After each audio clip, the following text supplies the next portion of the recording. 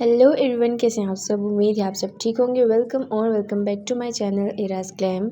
आज की वीडियो में हम बात करेंगे इस मेडिकेटेड शैम्पू के बारे में जिसका नाम है कोनेस। और इसके बारे में शायद आप लोग पहले भी किसी न किसी वीडियो में सुन चुके होंगे। और कोनेस बेसिकली एक मेडिकेटेड शैम्पू है जो कि स्पेशली फॉर्मुलेटेड है डैंड्रफ के लिए, लेकिन इसके हेयर लॉस में भी काफ़ी बेनिफिट्स है। तो ये सारी चीज़ें हम आगे फर्दर वीडियो में डिस्कस करेंगे। सबसे पहले इसकी बात कर लेते हैं आउटर पैकेजिंग के बारे में।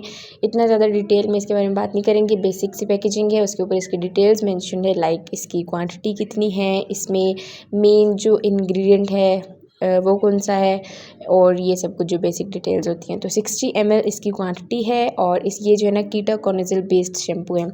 उसके बाद इसकी एक साइड पर जो है ना आपको ये प्राइस दिख रही होगी 348, मतलब वही 350 इसकी प्राइस है। और एज़ पर द प्राइस इसकी क्वांटिटी भी बिल्कुल ठीक है। उसके अलावा जो है ना ये अंदर आप देख सकते हैं रेड कलर की आपको बोतल मिलेगी। So here it is. अच्छा, कोनेस शैम्पू के मतलब मेन फंक्शन क्या है। इसके दो मेन फंक्शंस इसमें। पहला है कि ये डैंड्रफ को कंट्रोल करता है।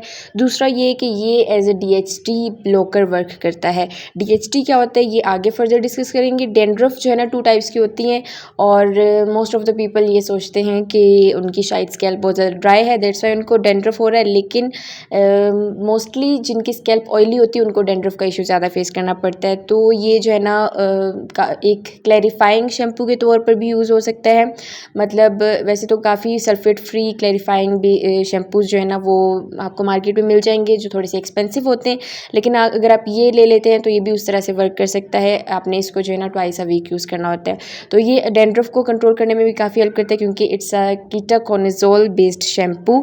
और कीटाकोनाज़ोल एक ऐसी मेडिकेशन है जो कि डैंड्रफ मतलब एंटी फंगल मेडिकेशन है और वो डैंड्रफ को भी काफ़ी हद तक कंट्रोल करती है।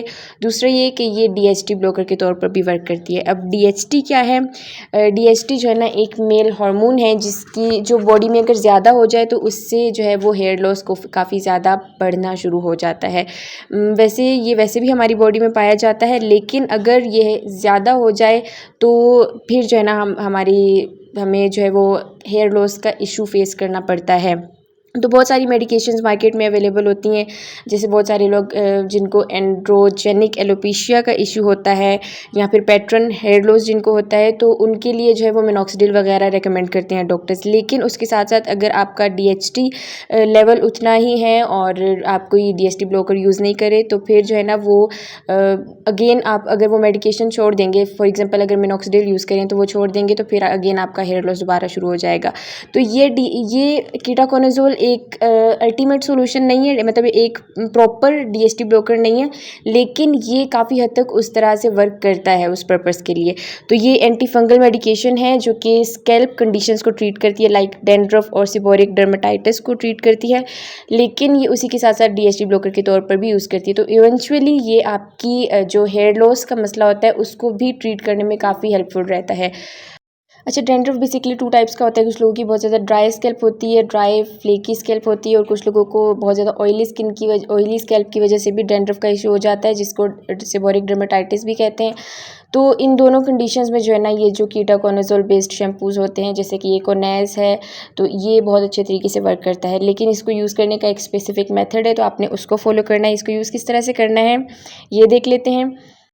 अच्छा, इसको आपने डेली यूज़ नहीं करना। डेली आप जो अपना नॉर्मल जो शैम्पू यूज़ करते हैं वही यूज़ करें। इसको आप जो है ना ट्वाइस अ वीक यूज़ कीजिए। मतलब मैक्सिमम भी अगर यूज़ करें तो थ्राइस अ वीक, लेकिन आई वुड रिकमेंड कि twice a week is ideal. आप 2 दफ़ा इसको वीक में यूज़ करें। और इसको अप्लाई किस तरह से करना है, जो अपने बालों को गीला करेंगे उसके बाद आपने इसको 3 से 5 मिनट भी मैं ज़्यादा कह रही हूँ, 2 से 4 मिनट तक अगर आप रखें तो इट वुड बी इनफ। तो आपने इतनी देर तक इसको रखना है। मतलब इसको लगाते ही दूसरे शैम्पू की तरह आपने वॉश नहीं कर लेना। आपने पहले इसको लगाकर 2 से 4 मिनट तक आपने इसको छोड़ना है। उसके बाद आपने जब वॉश करने लगे उससे पहले हल्का सा आपने मसाज करना है बालों में, और उसके बाद आपने हेड वॉश कर लेना है। और आप जब इसको यूज़ करेंगे तब भी आपको अपनी स्कैल्प आपको फ़ील होगा कि आपकी स्कैल्प काफ़ी ज़्यादा क्लीन है।